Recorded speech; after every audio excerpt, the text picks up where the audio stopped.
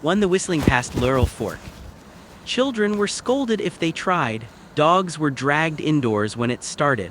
Old folks would fall silent mid-sentence, listening hard, faces tight with something between fear and respect. Caleb didn't grow up there long enough to learn the rule properly.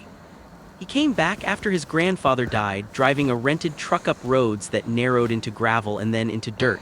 The cabin sat alone above the hollow, same as it had for 100 years. No neighbors close enough to see lights at night. No cell service, just trees and the constant sound of wind moving through them like breath. The first whistle came that night. It was faint, almost polite, one long note then another drifting through the fog. Caleb thought it was a hunter, maybe someone lost. He stepped onto the porch and listened. The whistle stopped immediately. The silence that followed felt attentive. Over the next few nights it came back, always after dark, always from a different direction, never the same tune. Sometimes it sounded unsure, like someone practicing. Other times it was confident, sharp, intentional. Caleb mentioned it to Mrs. Pritchard down the mountain. Her hands shook so badly she dropped her coffee. "You didn't answer it, did you?" she asked. When he said no, she exhaled hard. "Good, don't, and don't whistle either, it thinks that's an invitation." By the 6th night, the whistle was close enough that Caleb could tell something was wrong with it. Too many pauses, too deliberate, like someone breaking sound down into pieces, testing how humans reacted. That night he heard footsteps on the porch. Slow, careful, heavy in places they shouldn't be. Then the whistle came from the hallway. Caleb locked himself in the bedroom until morning. The cabin was found a week later, locked from the inside. No sign of struggle, no body, only bare footprints behind the house pressed deep into the mud, twisted slightly backward, walking calmly into the woods. People say the whistle sounds better now, like it finally learned the tune. 2. The woman who lived under the road. Route 9 wasn't dangerous on maps, but everyone slowed down near the dip. The road sagged between two hills where fog pooled even in summer.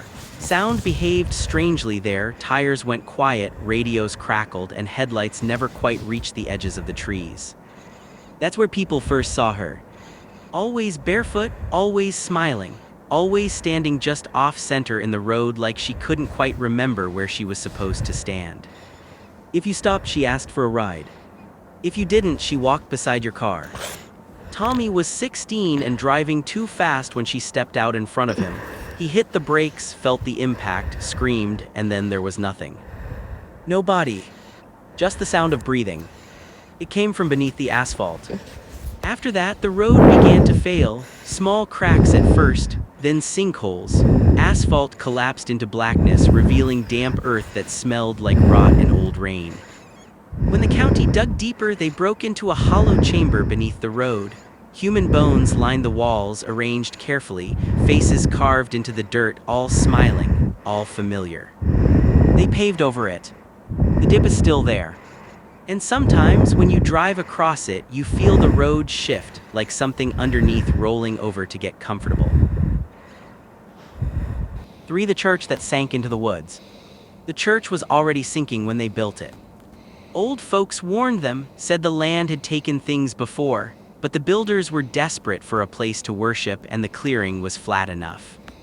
Every year the building settled lower. Roots crept through the floorboards, trees leaned inward like they were listening. During sermons, the congregation could hear singing from the woods behind the church, voices rising and falling in perfect harmony. Preachers never stayed long. Reverend Miles tried to ignore the voices until they started arguing with him. Dozens of them, men, women, children, all speaking at once, all furious about being interrupted. One night he followed the sound. Behind the church, the ground had collapsed into a pit. Inside it were pews half swallowed by dirt, hymnals fused into the soil, and people, still alive, singing with mouths full of earth. They reached for him. The next morning, the church was gone. Trees filled the space where it had been, grown impossibly fast. People still hear hymns underground. And sometimes the dirt opens just enough to show stained glass blinking like an eye.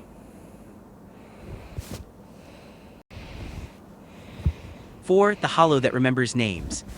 The hollow didn't echo like others. It answered. If you called into it, it called back not your words but names, names of people you loved, names of people you buried. Sarah discovered it after her mother's funeral. Grief pulled her into places she hadn't walked since childhood. She called out once. The hollow replied in her mother's voice. After that, it followed her, whispering her name from the trees, from the creek, from inside her dreams. Roads looped back to the same trailhead. Time slipped. She forgot other names first. Then faces.